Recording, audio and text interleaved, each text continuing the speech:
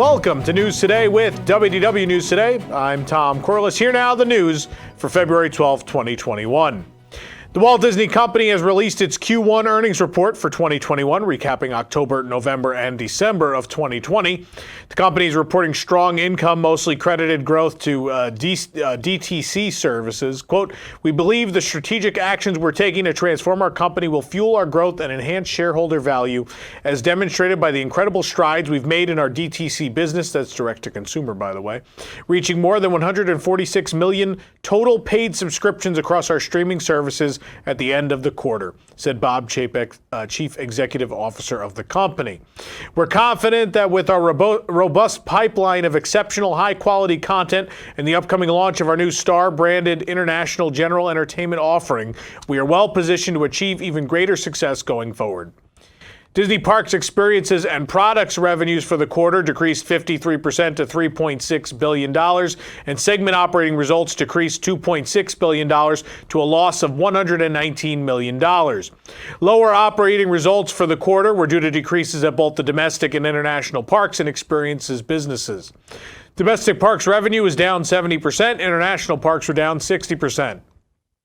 Consumer Products, which is now part of the division, is propping up the losses from the parks, which is why losses were only $119 million. Losses recorded by the theme parks on their own are over $1 billion. As a result of COVID-19, Disneyland Resort was closed and Disney Cruise Line businesses were suspended in the current quarter. Disneyland Paris closed on October 30th, 2020, and Hong Kong Disneyland closed on December 2nd. Walt Disney World Resort and Shanghai Disney Resort were open in the current quarter. Parks and resorts that were open during the quarter operated at significantly reduced capacities. Disney estimates the total net adverse impact of COVID-19 on segment operating income in the quarter was approximately $2.6 billion. In the Q1 2021 financial results for the company, Disney stated that capital investments in the parks decreased 43% quarter over quarter. The company spent just $760 million in Q1, which is considerably lower than the $1.3 billion spent in the previous quarter. It's worth noting that Avengers Campus is mostly complete at California Adventure. Remy's Ratatouille Adventure seems to be ready and waiting to open, all while most other Epcot projects have slowed to a crawl. Tron Light Cycle Run at the Magic Kingdom is continuing construction, but only in the erection of the illuminated canopy, with all interior work halted at this point. It seems, as of now, it'll be quite a while until we get to ride that attraction. Disney has also quietly placed Reflections at Disney Lakeside Lodge on hold at Walt Disney World and has removed all references to this on their website. Meanwhile, the Star Wars Galactic Star Cruiser, Guardians of the Galaxy Cosmic Rewind, and Harmonious were all explicitly mentioned by Bob Chapek today, but no opening date or time frame were mentioned. But that would indicate that these will open sooner than other offerings that weren't called out. That being said, in the course of the call, they made it clear in a forward-looking statement that they will not be investing so much in the parks as they have in previous years for the foreseeable future. I think that's not even COVID-related, but more a change in business due to the success of Disney Plus, which obviously for us as a Disney Parks news site and for you as Disney Parks fans is not great. Yeah.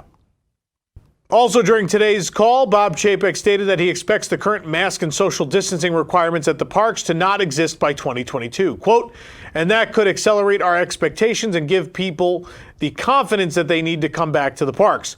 Will there be overlap until we know that we have herd immunity? Sure there will. But do we believe we'll be in the same state of 6-foot social distance and mask wearing in 22? Absolutely not." Now, to clarify, we don't believe he was saying that there will be no COVID-related rules remaining at all, but rather that there may be not a need for everyone to wear a mask or distance 6 feet from others. That could be reduced by 2022. Chapek did state that he expected current rules to be in place for at least the remainder of 2021. On a recent visit to the Magic Kingdom, we spotted 2 new apparel items, a Pizza Planet and a Minnie Mouse baseball jersey. The front of the jersey features Pizza Planet logo and a Toy Story alien. The number 95 is stitched on the back, representing the year Toy Story was released. The Minnie Mouse baseball jersey features Minnie and her signature bow with Walt Disney World written across the front. The number 71 pays homage to the opening of the Walt Disney World Resort. We found these in the Emporium for $59.99 each. Interventions West is rapidly vanishing at Epcot. While we had just shared with you that the roof was mostly removed from the front portion of the building, as of now, it is completely gone. The portion over the Art of Disney and the back section of the building is also starting to be removed.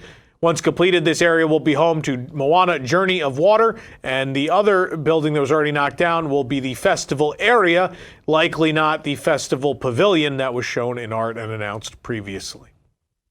This week, the new version of Leave a Legacy was finally unveiled at Epcot. Most of the panels are to the left before entering Epcot, but now panels to the right have been installed. This wall of panels is next to the monorail station. There are numbers 401 to 451. Of course, instructions for how to find your photo are at the beginning of the wall. We detailed the instructions in our earlier posts. Previous stretch of paneling went up to number 284, so as of right now, we can't find panels 285 through 400, and we're not exactly sure where they're going to go, but we will certainly keep watching for them.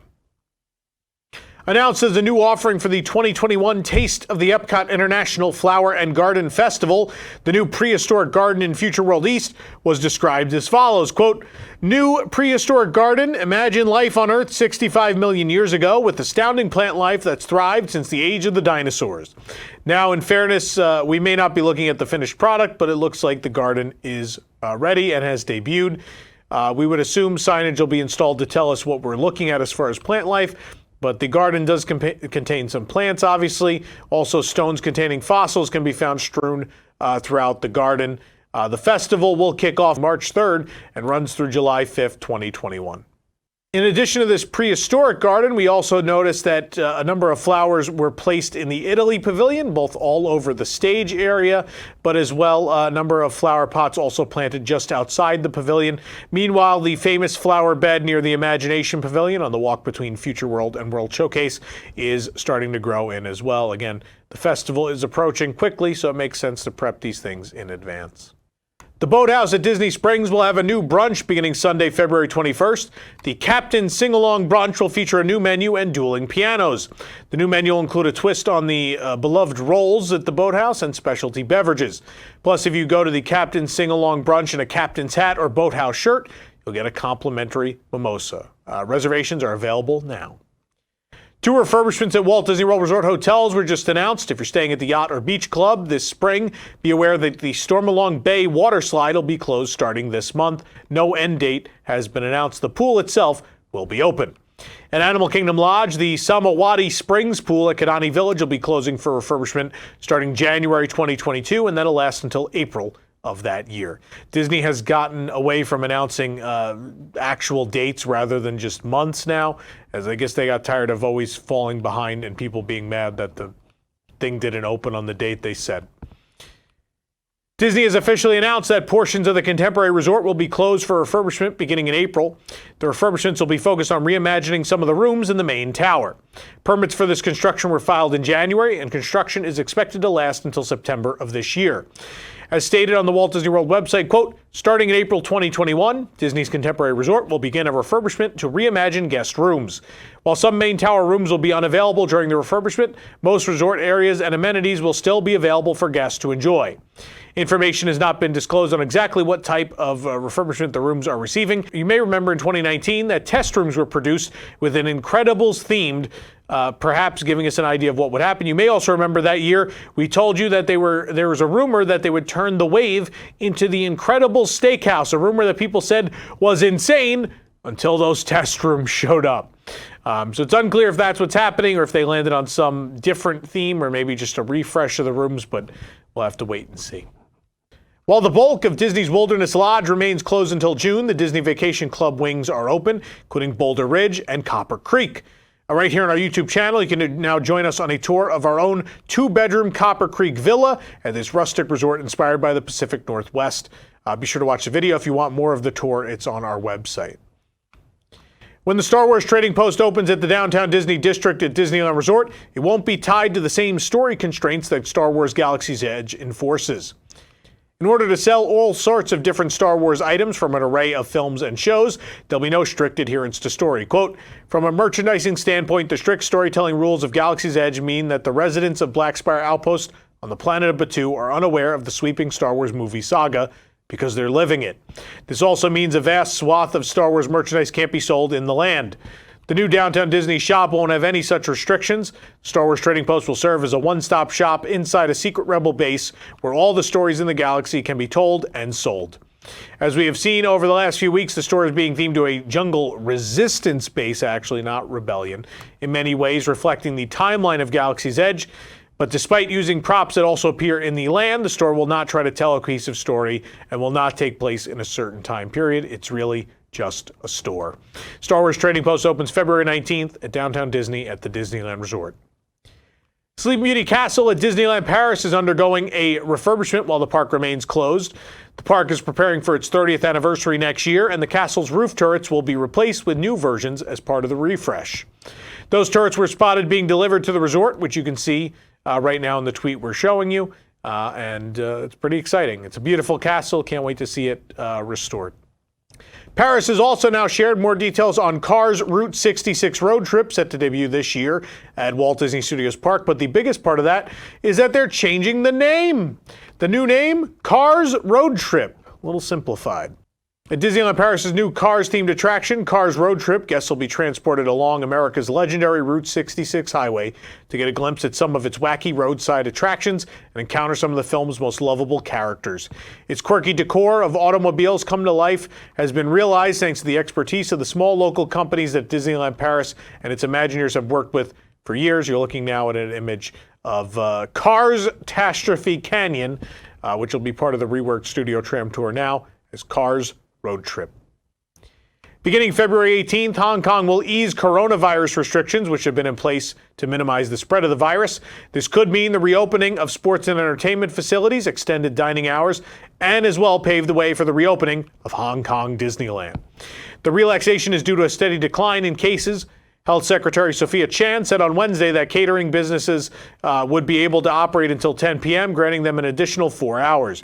Beauty salons, theme parks, cinemas, and all sports facilities will be allowed to resume with conditions in place. Quote, "We are cautiously optimistic on the pandemic," Chan told a news conference. Hong Kong Disneyland closed temporarily for the third time on December 2nd due to the pandemic. For more information on these stories and more, head on over to WDWNT.com. This program is brought to you by official travel agent sponsor, The Vacationeer, the engineers of your next magical vacation. Sit back and let their team of planning experts craft your family's next magical trip. The best part, their services are free.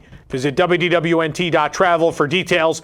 The Vacationeer, the official travel agency of WDWNT. If you're enjoying the show, be sure to like this video, subscribe to WDW News Today on YouTube for more great content, and click the bell for notifications. Also, make sure to hit select all notifications so you never miss an episode of the show. For the worldwide leader in Disney Parks news, this is Tom Corliss saying enjoy the rest of your today and have a great, big, beautiful tomorrow. Happy Valentine's Day, everybody.